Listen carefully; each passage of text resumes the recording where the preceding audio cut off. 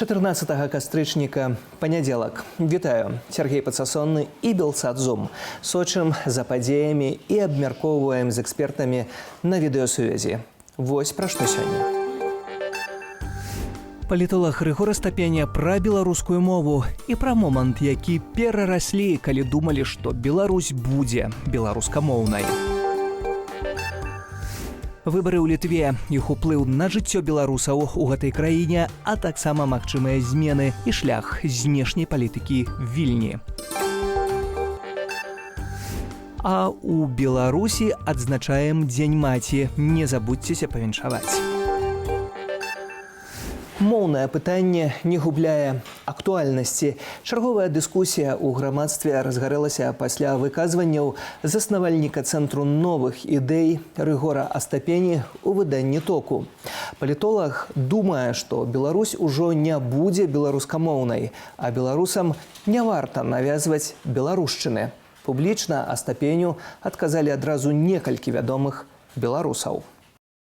Адным з першых не пагадзіўся з думкаю сацыёлага журналіст Дзмітрый Гурневіч. У сваім тэлеграм-канале ён напісаў, што беларусы размаўляюць па-расейску не са сваёй волі. Цытата: «Гэта вырашылі за іх у Маскве, а мясцовыя рэнегаты зрабілі ўсё, каб іх перавучыць». Сваім меркаваннем на гэтую тэму падзяліўся ў Фэйсбуку сузаснавальнік фондаў «Байгэлп» і «Байсол» Алексей Лявончык. Ён таксама думае, што расейскамоўнасць нам навязалі ці нават насадзілі праз забарону беларускай мовы ва ўстановах адукацыі, дзяржаўных інстытуцыях і ў сферы паслуг. Менавіта там, на думку Лявончыка, дзяржава мусіць у абавязковым парадку аднавіць ужыванне беларускай мовы. Гаспадарства і моўнае пытанне абмяркуем сёння невыпадкова з Алексеем Лявончыкам, сузаснавальнікам фондаў «Байгэлп» і «Байсол». Вітаю, Алексей. Добрый день. Ваша дыскусія фэйсбучная трапіла таксама ў кантэкст іншай размовы. Вядомы дастаткова палітолог Рыгор Астапеня даў інтэрв'ю «Вялікае Току», якое з'явілася шырока і шырока каментуецца таксама ў беларускай медыяпрасторы. І пры гэтым Рыгор Астапеня таксама гаворыць пра мову і гаворыць пра тое, што ўжо мінуў той час, калі жыў, тут не літаральна цытую, жыў з ілюзіяй, што Беларусь будзе беларускамоўнай. Вы ведаеце, я пачну трохі здалёк, для шмат каго з людзей у пачатку 2020 года быў мінуў час, што Беларусь можа быць пад бел-чырвона-белым сцягам. Паглядзіце на падзеі 20 жніўня, дзе бел-чырвона-белы сцяг з'явіўся аж проста нечакана для ўсіх, нават нечакана для мяне. Я не чакаў такой колькасці сцягоў. То бок кожнага беларуса ў кладоўцы быў ці быў пашыты за адну ноч гэты сцяг. То што казаць, што мінулі тыя часы з такой ступенню пераканаласці, мне падаецца, тут Рыгор робіць памылку, таму што мы яшчэ можам здзівіць. Калі пераходзіць больш да практычных рэчаў, па-першае, Беларусь ніколі не была манамоўнай гістарычна, так? То бок на нашай тэрыторыі было вельмі шмат моваў. Але я тут вычленю толькі канкурэнцыю з адной мовай, з расійскай, таму што астатнія мовы не стваралі экзістэнцыяльнай пагрозы для беларускай мовы. Можна сказаць там трохі пра польскі перыяд 20-х гадоў, але у параўнанні з тым, што дзеяў Савецкі Саюз і Расійская імперыя, то гэта былі так бурбалкі па вадзе. Не будзем ужо заходзіць туды, калі што, магу трохі таксама прагаварыць. У нас расійская мова, галоўная прычына, чаму, ў прынцыпе, увязаўся ў гэтую дыскусію, у нас не склалася гістарычна, што расійская мова з'яўляецца дамінуючай на нашай тэрыторыі. Гістарычна на нашай тэрыторыі было дастаткова шмат моваў. Так ці інакш, нейкі момант магла займаць лідуючыя пазіцыі.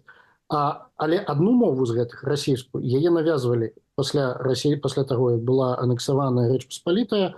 Мы ўсе ведаем палітыку русіфікацыі Расійскай імперыі, дзе проста была забарона на мовы, забарона нават размаўляць у прыватным сеттингу, забарона размаўляць у перапынках універсітэцкіх заняткаў, забарона выпуска. Потым мы пераходзім да Савецкага Саюза, дзе беларуская моўнасць трохі пабуяла ў 20-х, а потым яе пачалі знішчаць, прычым знішчаць уже фізычна праз знішчэнне носьбітаў. І потым мы пераходзім да перыяду Лукашэнка, дзе да беларускай мовы ставяцца прыкладна сама як у Расійскай імперыі, недзе паміж Савецкім Саюзам і Расійскай імперыяй. То бок казаць пра тое, што так гістарычна склалася, што у нас дамінуе там расійская мова, абсалютна няма ніякага зараз сэнсу казаць, нам яе навязалі, і таму я, калі, ну, я ж напісаў гэты пост у Facebook, таму я ўсё-таки лічу, што паколькі гэта не быў працэс вольнай канкурэнцыі, то значыць адкаціць назад гэта трэба не працэсам вольнай канкурэнцыі. Беларускамоўная Беларусь не створыцца сама па сабе, тому што вяртанне, не ведаю, там кшталчэнне нацыянальнага візерунку, там ідэй, рэлігія, яно заўсёды адбывалася, ну, праз, ну, назовем гэта праз, не ведаю, элітамі, паэтамі, пісьменнікамі. Само па сабе яно ніколі не створыцца. Расійская мова не сама па сабе спачала дамінаваць. І гэта таксама беларуская Беларусь сама па сабе таксама, беларускамоўная Беларусь сама па сабе таксама не створыцца. Яе трэба у нашай сітуацыі прамаваць такім чынам, як я напісаў, што это павінна быць. Там, дзе дзяржава можа рэгуляваць, яна павінна рэгуляваць на карысць беларускай мовы. Гэта тое, што кажа Астапеня, уласна, тое, што не трэба перавучваць беларусаў, што калі будуць адпаведныя умовы, то ўсё само сабой створыцца, так, каб патлумачыць нашым гледачам. У мяне тут узнікае яшчэ одно пытанне. Калі ўсё само сабой мае стварацца, то навошта тады чагосьці чакаць? Чаму беларусам проста не пачаць дома размаўляць па-беларуску? Там жа ніхто не забараняе гэтага рабіць са сваімі дзецьмі, са сваімі блізкімі. Ніхто не будзе за гэта арыштоўваць. Чакайце, само сабой яно не створыцца, то бок калі дзяржава не будзе рэгуляваць там, дзе можна рэгуляваць, а гэта дастаткова шырокія абсягі. Гэта дзяржаўная служба, гэта камунікацыя з грамадзянамі праз публічныя сервісы, гэта тэлевізія, гэта адсоткі беларускай мовы на тэлебачанні, якія можна паступова павышаць.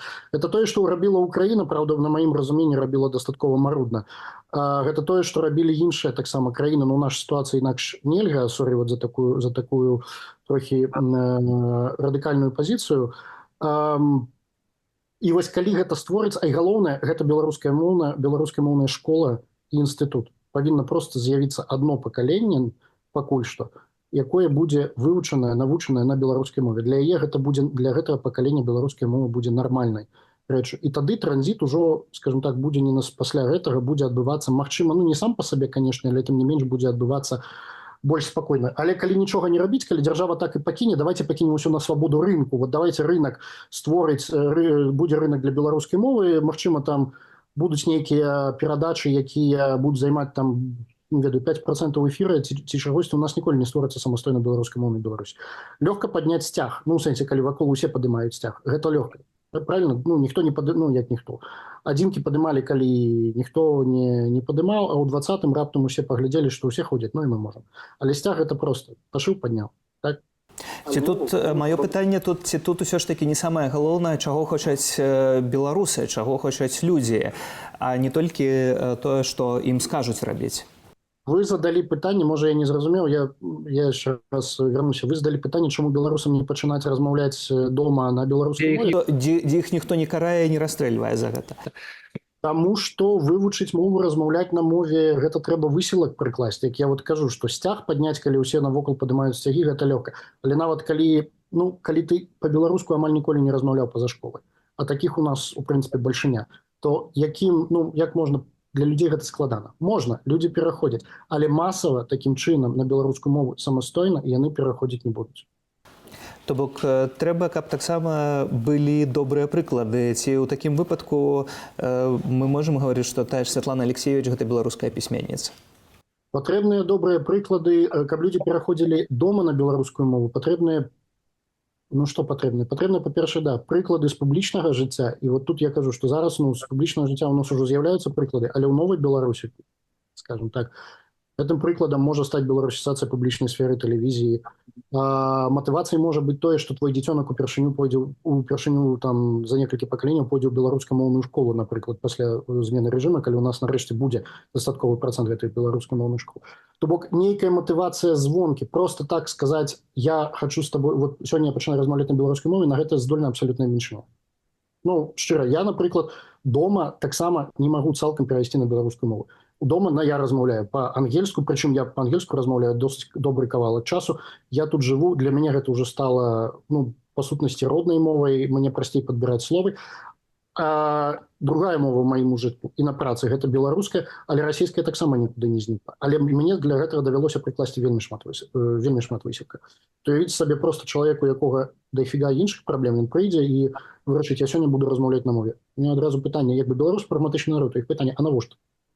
То бок у цябе, да, павінны быць станоўчыя прыклады з публічнай сферы. І не такія, калі кажуць на рускім языке, давайте все переходить на беларускі. Вось у нас, памятаеце, до 20-го было папулярна, расійскамоўныя актывісты тапілі за беларускамоўную адукацыю. Я, дарэчы, таксама быў нейкі час прыхільнікам вось гэтага падыхода, што можна тапіць за беларускую мову і на расійскай мове, але насамрэч яно так не працуе. То бок беларускую мову зараз вось нашыя падзеі 20-го зрабілі чымсьці прывабным.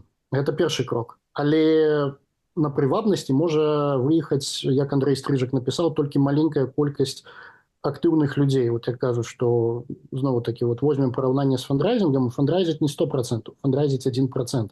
І нават 1% гэта вельмі хорошо. Так вот, тое самае з колькасцю пасіянараў у грамадстве, якія просто так гатовыя перайсці, калі навокал усё супраць. Іх некалькі процентаў.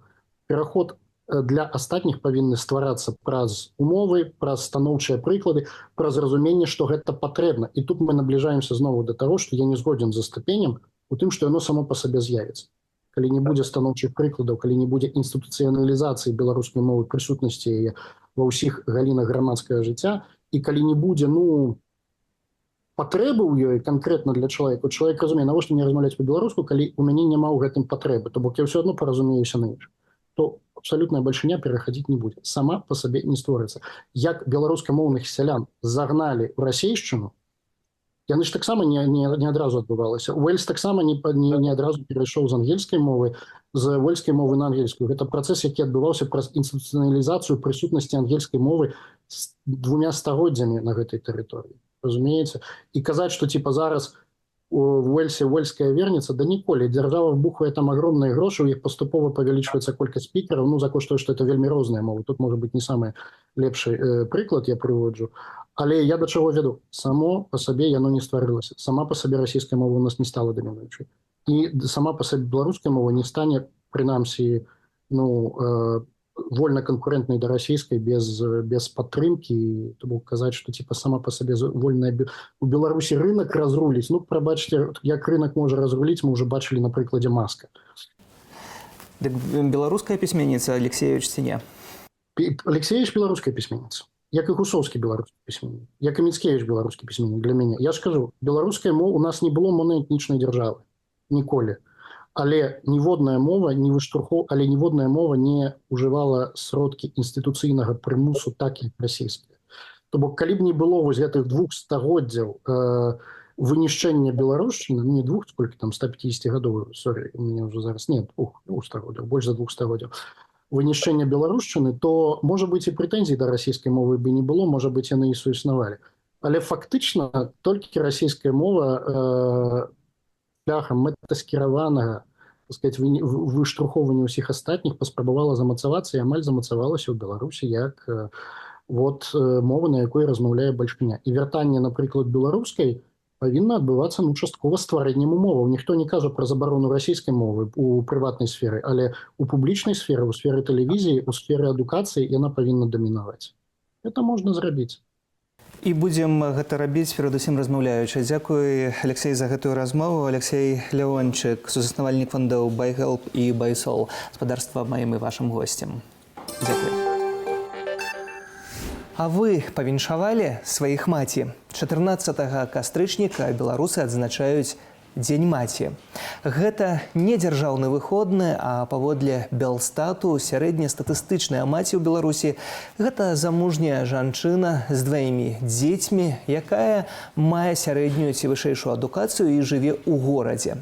Яшчэ ёсць час павіншаваць. Іншыя навіны дня ў нашым аглядзе. У Рэчыцы распачаўся новы суд над палізняволеную Паліною Шарэндаю Панасюк. Жанчыну ўжо трэці раз судзяць нібыта за зацятае непадпарадкаванне адміністрацыі гомельскай калоніі, у якой яна адбывае пакаранне паводле папярэдняга артыкулу. Справу разглядае Станіслаў Іванюценка. Менавіта ён летась дадаў Паліне год пазбаўлення волі паводле таго ж артыкулу. Першапачаткова Паліна трапіла за краты і была прызнаная палізняволенай у 2021. Калі яе пакаралі 2 гадамі пазбаўлення волі за нібыта гвалт у дачыненні міліцыянта. У Беларусі выявілі новы варыянт каронавіруса XES, заяўляе Міністэрства аховы здароўя. Варыянт XES, як флірт, ёсць пад відам штаму омікрон. Сімптомы XES падобныя да сімптомаў іншых каронавірусаў. Дактары раяць прышчапіцца. Бліжэйшым часам у Беларусь прыйдзе пастаўка расійскай вакцыны «Спутнік Лайт». Упершыню гэты варыянт віруса выявілі сёлета ў чэрвені. Яго зарэгістравалі ўжо ў шмат у якіх краінах. Уначы моцны вецер прайшоўся па паўднёвым захадзе краіны. Метэаролагі зафіксавалі максімальную хуткасць ветру 13 метраў за секунду. У Берасці ў якасці наступстваў непагадзі былі выяўленыя паваленыя дрэвы і пашкоджаныя дахі. Ніхто з людзей пры гэтым не пацярпеў. Берасцейская служба МНС ліквідуе наступствы. Польшча можа часова спыніць выдачу прытулкаў для мігрантаў. Пра гэта напярэдадні заявіў прэм'ер-міністр краіны Дональд Туск. Новую канцэпцыю працы з мігрантамі прэзентуюць 15 кастрычніка на паседжанні польскага ўраду. Заява Туска не датычыць беларусаў, а толькі мігрантаў з арабскіх і афрыканскіх краінаў, якія штурмуюць польскую мяжу з тэрыторыі Беларусі. Выбары ў Літве. Ці чакаюць змены краіну, а таксама беларусаў у гэтым кантэксце. Сацыял-дэмакраты, якія рэпрэзентуюць апазіцыю, дзейным уладам нязначна, але перамаглі ў першым туры парламенцкіх выбараў у Літве.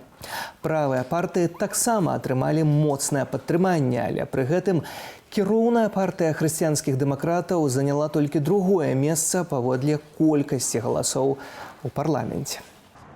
Яўка на выбарах склала толькі 52%, але гэтага дастаткова, каб прызнаць іх вынікі дзейнымі. Удзел у выбарах бралі 14 партыяў і адна кааліцыя, якім дзеля трапляння ў парламент трэба было атрымаць мінімум 5% галасоў выбарнікаў. У выніку ва ўрад Літвы трапілі Літоўская сацыял-дэмакратычная партыя, звяз бацькаўшчыны літоўскія хрысціянскія дэмакраты, Нёманскі світанак, звяз дэмакратаў у імя Літвы, ліберальны рух, звяз сялянаў і зялёных. Гэтак бальшыню ў літоўскім парламенце будуць фармаваць сацыял-дэмакраты са звязам дэмакратаў у імя Літвы. Па выніках першага туру ў літоўскі сейм трапілі толькі 70 дэпутатаў. Яшчэ 71 абяруць 27 кастрычніка. А пытанне гаспадарства скірую да палітолага ў Літве. Віцес Юрконец на відэасувязі. Добрый день. Добрый день. Спадару Віцес, змены для Літвы надыходзяць з гэтымі выбарамі ці такія сумнеўныя змены? Более-менее все было как бы ожидаемо. Была интрига, надо сказать, вчера ночью насчет того, пройдет ли партия Карбаускиса через порог, что стало большой неожиданностью. Но в целом, как бы, да, правительство наверняка будет меняться, будет чуть-чуть что-то похожее на то, что мы видели в 2020 году, то есть предыдущим правительством. Ну, есть какие-то новые партии, есть партии свободы, это наша наиболее либеральная партия, которой не будет. Но в целом, мне кажется, довольно зрелое общество, довольно зрелое как бы голосование, и учитывая, что за эти 4 года у нас было как минимум пару больших кризисов, над которыми, правительство ничего особо как бы только справляться с этим могла. Это была и пандемия, это была инструментализированная миграция со стороны белорусского режима. И белорусский вопрос, конечно, был, и война в Украине, с этим связана там инфляция и другие вещи, то есть санкции те же самые, так что вызовов было много, и в целом даже не можешь так конкретно сказать, что нынешнее правительство уж очень как бы потерпело поражение, потому что, ну, если смотреть на премьер Литвы, она в первом туре в одномандатном выиграла. Габриэлюс Ландсбергис, министр иностранных дел и лидер партии, как бы набрал в Каунасе там 30%. Ну, то есть в целом довольно умеренные выборы без супербольшых неожиданностей. Вядома, што нас беларусаў з нашай гэта ўсё званіцы цікавіць і ўзнікаюць пытанні, чаго чакаць беларусам, бо вялікая колькасць беларускай дыяспары знаходзіцца менавіта ў Літве. Да, ну и в этом плане как бы хороший и вопрос, и ответ наверняка, если коротко говоря, то давайте вспомнить, как Литва вас встретила в 2020 году. То есть был премьером Сквернялис, как бы был там ряд социал-демократов, как бы министр иностранных дел был связан с социал-демократическим движением. Так что в целом больших изменений внешней политики, каких-то радикальных изменений не будет. И тут наверняка вопрос, что солидарность как бы будет продолжаться, а все другое зависит от самих белорусов. То есть общение, освещение в СМИ, то есть избежание каких-то там искусственных волн паники и так далее. Мне кажется, солидарность была и будет продолжаться. Вы кажаце, што ўсё залежыць ад самых беларусаў, але ўсё ж такі ёсць такія вельмі істотныя, напрыклад, фармальныя пытанні, як дакументы літоўскія. Гэта ўсё ж такі залежыць ад уладаў Літвы. Ці ў гэтым сэнсе штосьці будзе неяк спрошчанае, бо ўсё ж такі дастаткова складана беларусам у Літве атрымліваць побыты на жыхарства? Ну, зависит какие. Если мы говорим про белорусских демократов, пострадавших и так далее, Литва, как никакая другая страна в Европе, была наиболее последовательна. И это надо подчеркивать, что с демократами, с репрессированными солидарность была и продолжает быть. Если вопрос про там, те, которые по трудоустройству, дальнобойщики, строители, те, которые, ну, по сути, не очень-то имели как бы много связанного с революцией, да, с протестным движением. Ну, то есть тут уже другие вопросы. И, конечно, как бы были белорусы, которые воспользовались ситуацией и уехали из-за социоэкономических причин. И тут, конечно, как раз белорусам надо было быть точнее, как бы, потому что мы видели, были такие случаи, которые, к сожалению, кто-то там из силовиков притворялся, как бы, что ничего общего с репрессиями не имеет, он типа просто дальнобойщик и так далее. И да, таким аннулировали ВНЖ, как бы, и я думаю, что правильно сделали, еще лучше бы сделали, чтобы его затрымали по универсальной юрисдикции. И мне кажется, кожного, как бы гордого белоруса, который до сих пор против супротив белорусского режима, я думаю, что они как раз должны показывать Литву как пример такой страны, которая очень последовательна в повестке борьбы с режимом, санкционным режимом, санкциями против режима, против войны. Это все как бы Литва делала, и я думаю, что при новом раскладе Сейма тоже будет продолжать делать. У той же час вельмі шмат менавіта тых беларусаў, пра якіх вы кажаце, якія змагаюцца з рэжымам, вымушаны былі з'ехаць у Польшчу, бо працэдура атрымання дакументаў для іх была прасцейшая менавіта тут, у Польшчы. Это неправда, это кто-то вам манипулирует, это все. Вот, ну, реально, поговорите с людьми, которые как бы приехали в Польшу по гуманитарным причинам и так далее. Поговорите с ними по поводу того, могут ли они пригласить своих родных, маму, папу, там, не знаю, брата, сестру и так далее. То есть, опять, гуманитарный ВНЖ, гуманитарные составляющие как бы наиболее выработаны в Литве. Это с самого начала так было и так продолжает быть. Конечно, как бы Были такие случаи, где из-за этой всей искусственной волны, что якобы кто-то там выгоняет белорусов и так далее, было цикаво очень смотреть, что некоторые белорусы с литовскими документами, живя в Польше, говорили, как плохо в Литве. То есть, так сделайте польские документы, то есть, или просить Литву выдать визу для мамы и папы. Так что тут надо быть честными, да, предельно честными, и Белсату тоже. Стаўленне да беларусаў у Літве у нейкіх адсотках можна гаварыць, што ўсё ж такі да беларусаў пазітыўнае, што літоўцы салідарныя у большасці? В большинстве, да, безусловно, конечно, такой волны солидарности, как было в 2020 году, то есть как и волны солидарности, которая была в Беларуси, такого же нету, из-за репрессий, террора и так далее. А в Литве такой солидарности, хотя она продолжается, но такого уровня нету, потому что война в Украине, и первая линия солидарности это с Украиной и с украинцами, что, мне кажется, обоснованно, и большинство белорусов бы, те, которые демократы, сказали, что да, конечно, приоритет номер один – это Украина и помощь Украине выиграть против Москвы, против Кремля, и что это тоже борьба, в принципе, и с режимом Лукашенко. Так что в этом плане есть, конечно, отдельные политики, которые их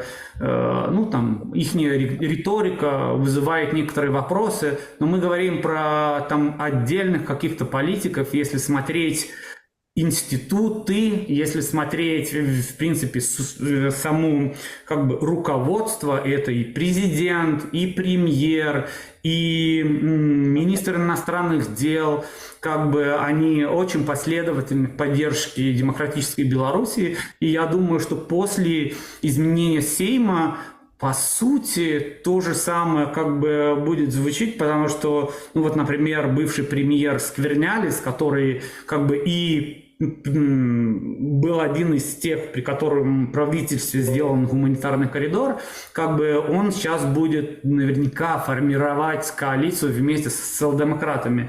Так что, в принципе, это неплохие новости для белорусов в плане устойчивости литовской политики, солидарности с демократической Беларусью. І хіба таксама пасля новых выбараў, калі я гляджу на палітычныя сілы, якія трапляюць у новы сейм, усё ж такі да сітуацыі ва ўкраіне тут няма дыскусіі. Салідарнасць адназначная будзе працягнутая. Отдельные голоса, конечно, чуть-чуть тревожат, потому что партия, или коалиция, альянс, который прошел, еле-еле прошел с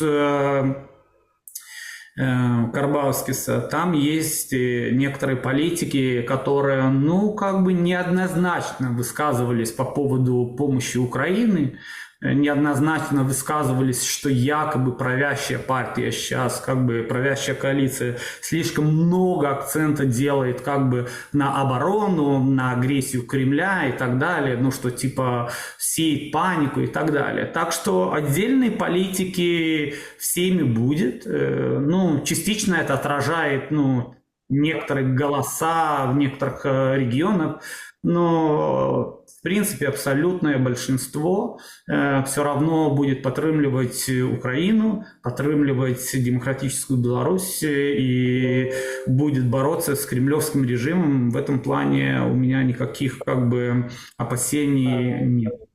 Каже гаспадарства літоўскі палітолог Віціс Юрконес. Дзякуй за гэтую размову. І ў мяне ўсё на сёння. Дзякую, што вы былі з намі. Да сустрэчы ў эфіры. Добрага вечара.